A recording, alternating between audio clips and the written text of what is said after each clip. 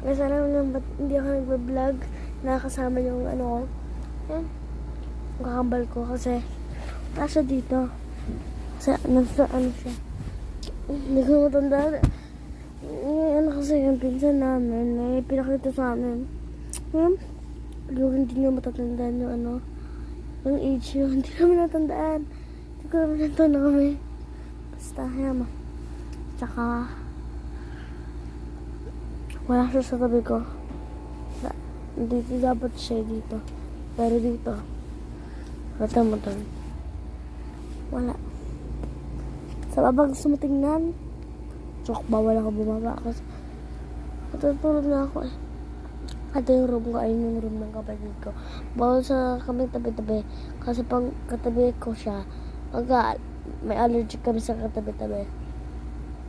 So, malapit na matapos, subscribe.